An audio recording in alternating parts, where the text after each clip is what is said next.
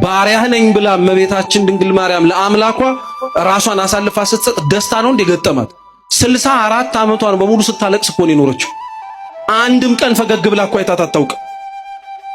አንድም ቀን ደስተኛ ሆና አይተናት አናውቅም። እርሱን በመከተሏ ዋጋን የከፈለችው፣ እርሱን እሺ በማለቷ ከነበረችበት ቤተ መቅደስ ነው ተሰዳ የወጣችው። እሱን እሺ በማለቷ በረሃ ለበረሃን የተንከራተተችው። እሱን እሺ በማለቷ ወጉን እንኳን የጠበቀ መቃብር ስነ ስርዓት እንኳን አልተከናወነላትም። ሰማዕታት ክብራቸው ከፍ ያለው ስለ እግዚአብሔር ሲሉ ደማቸውን ስላፈሰሱ ነው።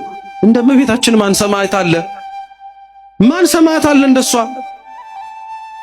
እሷማ ትልቅ ሰማዕት ናት እንጂ የግብጽ በረሃና ግለት እግሮቿ እየፈነዱ እየደማባት ሄደችው። ይሄ ሰማዕትነት አይደለም? ምስክርነት አይደለም? ነቢያት ጻድቃን ናቸው የተመሰገኑ ኃላፊያቱን መጻያቱን የሚናገሩ፣ እርሷ ግን ከነቢያትም ትበልጣለች። ነቢያት ቢናገሩ ስለሚመጣው ክርስቶስ ነው። እርሷ እኮ የትንቢቱ ፍጻሜ ናት ራሷ። ከሐዋርያትም ትበልጣለች።